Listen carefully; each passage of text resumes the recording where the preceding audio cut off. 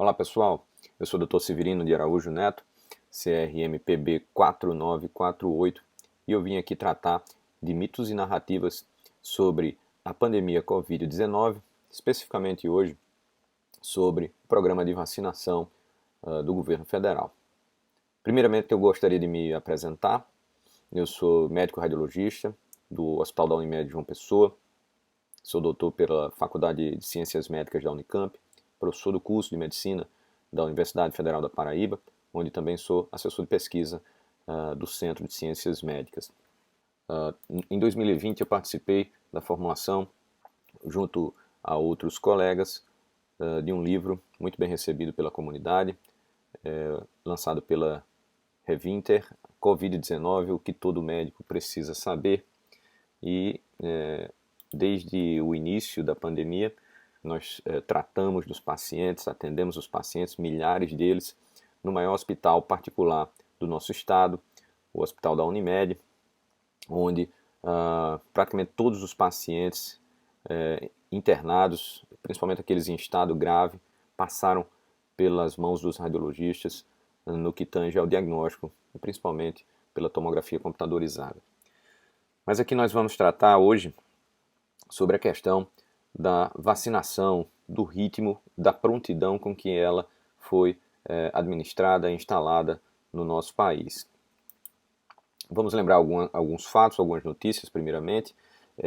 No dia 17 de fevereiro de 2021, alguns países desenvolvidos, principalmente aqueles que sediavam as pesquisas, já tinham começado a sua vacinação em massa contra a Covid, enquanto o Brasil veio somente a ter a autorização pelo órgão competente, que é a Anvisa, do uso da Coronavac e da vacina da AstraZeneca Oxford naquela data, 17 de janeiro. Bem, minutos após, o próprio governo de São Paulo já cuidava de fazer sua primeira vacinação.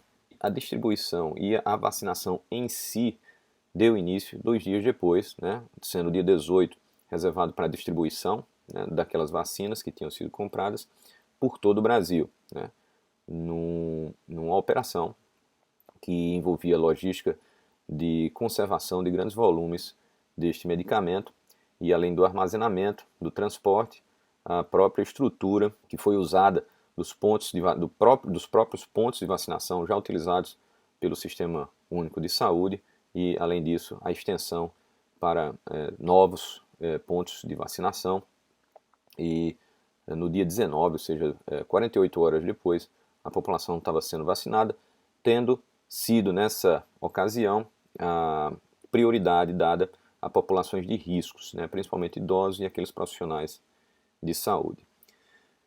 Mesmo assim, o que se via eram notícias sobre o quanto isso havia se atrasado, E aí você vê notícias como vacinação, manchetes como vacinação contra a Covid começa com atrasos no Brasil já no dia 18 de janeiro, ou seja, 24 horas depois da autorização pela Anvisa. Covid-19, saiba o que está atrasando o início da vacinação. Assim que a Anvisa autorizou, e somente todos nós sabemos, a Anvisa é o órgão competente e responsável por avaliar a segurança e autorizar o uso dos medicamentos, dos fármacos, incluindo aí as vacinas, na nossa população. Ou seja, nenhum governante, nenhum médico, nenhuma instituição de saúde estaria autorizada, a custas de sofrer sanções severas por dano à saúde pública, a usar a vacina sem que ela tivesse passado pelo crivo da Anvisa. Ou seja, a vacinação no Brasil só poderia ser iniciada após a autorização pela Anvisa. Então, observa-se aqui como a imprensa se apressou em condenar o atraso, mesmo que ele tivesse iniciado minutos após a autorização e em massa, 48 horas, dada a dificuldade, as dimensões continentais do nosso país e as dificuldades operacionais que todo o país enfrentaria para vacinar milhões de cidadãos, como foi o caso. Então, indo adiante, também é necessário que se faça a relativação, ou seja, a comparação, a contextualização do que houve no mundo. E aí nós observamos curvas que indicam o número de doses, a proporção de pacientes que estavam vacinados, certo? Nesse primeiro slide, a gente traz aqui desse site também, que é um site que sempre nos forneceu dados atualizados durante toda a pandemia, confiáveis, e ele mostra aqui que a curva do Brasil, tanto em doses de vacina, né, o número, a proporção de doses de vacina a cada 100 habitantes, e a proporção com pelo menos de pessoas com pelo menos uma dose ou com o protocolo de 2 doses completos, certo? Então, observa-se em todas as curvas que o Brasil esteve, né, adiante do ritmo mundial, da média mundial na vacinação. Comparação agora do Brasil com os Estados Unidos. A gente observa que os Estados Unidos começou antes, lá o fármaco foi autorizado pela entidade competente, cerca de 2 meses antes, um mês antes, aliás, e que o Brasil acaba por atingir níveis semelhantes ao dos Estados Unidos ainda ao final do ano. Então o Brasil já apresentava proporções de população vacinada equivalentes aos Estados Unidos. Isso, né, mais ou menos por volta da segunda quinzena de outubro.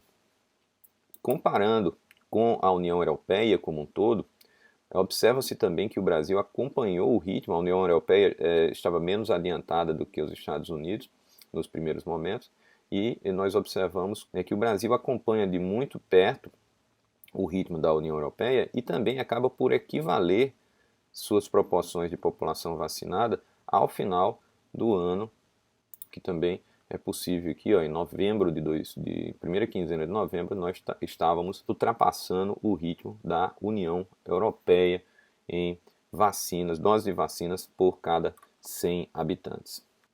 Por último, para trazer a comparação também para uma realidade da América Latina, nós trazemos aqui um gráfico onde, né, temos juntos a apresentação das mesmas curvas, comparando o Brasil com os maiores países aí da América Latina, México e Argentina, depois do Brasil. Então, nós observamos que a Argentina teve um desempenho muito próximo ao Brasil no início da vacinação. Ela se destaca ao final de 2021, início de 2022, mas ainda se mantendo bastante equivalentes esses índices de vacinação. E, do contrário, o que mostra a curva do México, que sempre esteve abaixo de ambos, ou seja, também dentro da comparação da América Latina, o Brasil esteve relativamente bem posicionado.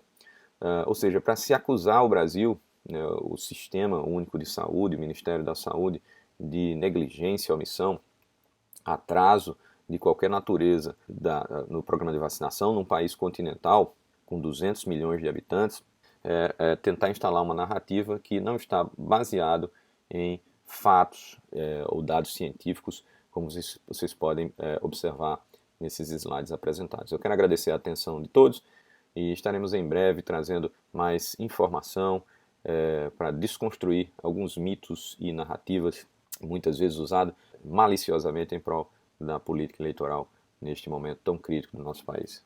Até a próxima.